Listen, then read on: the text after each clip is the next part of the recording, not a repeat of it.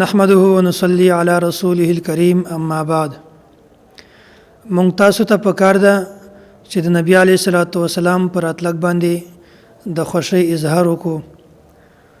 او کوم یو کس چې د نبی علیه الصلاۃ والسلام پر اطلاق باندې د خوشی اظهار نه کوي نو هغه ته پکار ده چې د خپل ایمان فکر وکړي. د نبی علیه الصلاۃ والسلام پر اطلاق باندې د خوشی اظهار کول دا یو بیل او جدا شیز دی او عید میلاد النبی مناول دا یو بیل او جدا شیز دی او بیا خاص طور پر جشن عید میلاد النبی مناول دا یو بالکل جدا او بیل شیز دی. الله تعالی مونږ تاسو ته دوه عیدونه را خودلی دي، یو عید الفطر او بل عید الاضحى چې هغه ته یو وړوکی اختر وای او بل ته لوی اختر وای. د عید الفطر مطلب دا چې الله تعالی په مونږ تاسو باندې روزي فرض کړی دي د رمضان مبارک والی. الله تعالی فرمای وای تاسو د غیوه میاشت روزي نیولې دي او په دې کې تاسو تکلیف او مشقت برداشت کړی دي، نو تاسو د پاره د دې په بدله کې زه یو ورځ د هغه د میلمستیا او د مهمان نوازي ګرځوم چې په هغه کې تاسو روژه منیسئ، بلکې په هغه کې تاسو خوشي مناو کوئ او خوراک وکئ. داسې عید الاضحى چې کومه ده دا 3 ورځې د الله جل جلاله د طرفه نه د خوشی اظهار کول او د میلمستیا ورځې دي چې تاسو په دا 3 ورځو کې قرباني وکئ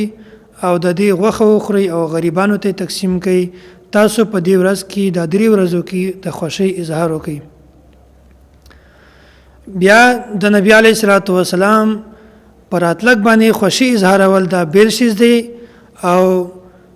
عید میلاد النبی یا جشن عید میلاد النبی مناول دا بیل شیز دی. د نبی علیه الصلاۃ والسلام په حیات مبارکه کې تقریبا 2 ځله او د نبوت په ورکولو نو ورستی نبی علیه الصلاۃ والسلام په زندگی کې 23 ځله او د مدنی په زندگی کې د مدینه منورې په زندگی کې د غشپه 10 ځله راغلی ده، خو نبی علیه الصلاۃ والسلام په دې ورځ باندې په 12 ربیع الاول باندې نه خپل جشن مناو کړی دی او نه خپل عید مناو کړی دی او نه نبی علیه الصلاۃ والسلام د دې مناولو چاته حکم ورکړی دی. او دینه بعد صحابه کرام هغه صحابه کرام چې د هغو قول یعنی عمل او فعل دا ټول د نبی علیه الصلاۃ والسلام د طریقې مطابق دي. خدای د یو صحابي نه هم دا نه دي ثابت شوی چې هغه په دې ورځ باندې د نبی علیه الصلاۃ والسلام جشن مناو کړی وي او د خوشی اظهار کړی وي، بلکې مناول خو څه کوي د صحابه کرامو نه د دې ورځې لفظ هم نه دی ثابت شوی. هغه صحابه کرام چې د هغه په 24 غنټې زندگی د الله او د الله د رسول د طریقې مطابق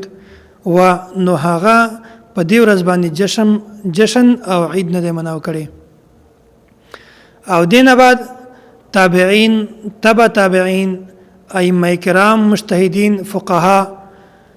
د دین هم د یوونه هم دا ثابت نه ده چې هغه په دې ورځ باندې جشن مناو کړی وي یا د خوشی اظهار کړی وي. بهر الخير القرون او دینه بعد چې کوم مسلمان دي په هغه کې د دې رسم بالکل رواج نه و. څونه سوکا چې خلق د دې زمانه نه لری کېدل او د دې چې کوم عملی طاقت او عمل په دې کې ډیره سستی او کمزورتیا راتله، نو دغه خلقو په ډیرو رسمونو کې د ډیرو رسمو ایجاد وکړو او په دې رسمو کې یو رسم هغه رسم جشن عید میلاد النبی دی. او د دې د وجنه چې کوم دغه خلق د عید مناوي نو د دې عید په شریعت کې هیڅ حیثیت نشته. الله تعالی مونږ ته صرف 2 عیدونه را خودلی دي، دغه درم عید چې کوم دی د دې په شریعت کې هیڅ حیثیت نشته. او 3 شیزونه داسې دي، یو طلوع فجر او بل چې کوم دی د سموار ورځ د دوشنبه او درم چې کوم دی د ربیع الاول میاشت. کوم کسان چې جشن عید میلاد النبی مناوي هغه د طلوع فجر خبره نه کوي او د سموار خبره هم نه کوي، هغه صرف د 12 ربیع الاول خبره کوي. حالانکه دا درې شیزونه بالکل ځان ته بیل بیل حیثیت لري. نبی علیه الصلاۃ والسلام د سحر په وخت کې پیدا شوی وو، ټول امت اتفاق دی، ټول خلق دا خبره مني چې نبی علیه الصلاۃ والسلام پیدایش دغه طلوع فجر وخت کې وو. او بل دومره خبره ده چې نبی علیه الصلاۃ والسلام د سموار په ورځ د درم په ورځ پیدا شوی وو. په دې کې هم د ټولو خلکو اتفاق دی، ټول خلک دا مني. او درم شي چې کوم دی هغه 12 ربیع الاول دی. په دې کې د ټولو خلکو د ټولو علما اتفاق نه دی، بلکې هغه کس چې کوم کس د دې فرقې بنیادی خیری احمد رضا خان بریلوی خپل کتاب فتاوا رضویه کې دغه لیکلی دی چې د نبی علیه الصلاۃ والسلام تاریخ پیدایش هغه 8 ربیع الاول دی او چې کوم د نبی علیه الصلاۃ والسلام وفات ورځ ده هغه 12 ربیع الاول دی. نو هغه کس چې کوم د دې فرقې بنیادی خې کړی وو او د دې فرقې بانی او موجود تیر شوی وو او چې کوم کسان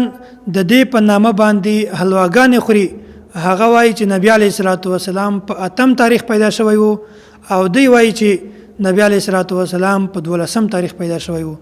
دا یو داسې مسله ده چې دوی د خپل امام تقلید په دې خبره کې نه کوي، بلکې چې کومه خبره دوی او د خپل امام او د خپل منون کې هغه موافقه وي نو دوی بیا وایي چې یاره دغه زمونږ امام دی او زمونږ مشر دی. او چې کله د دوی خبره او د دوی د امام خبره خپل منځ کې ټکراو شي نو بیا دوی خپل خبره اخلي او د امام خبره پرېږدي. په دې ځای کې دا یو شعر د دې مصداق جوړیږي، وای الجائے پاؤں یار کا زلف دراز میں لو آپ اپنے دامن میں سیاد آ گیا. لا الہ الا اللہ، لا الہ الا اللہ، لا الہ الا اللہ، ما لنا رب سواه.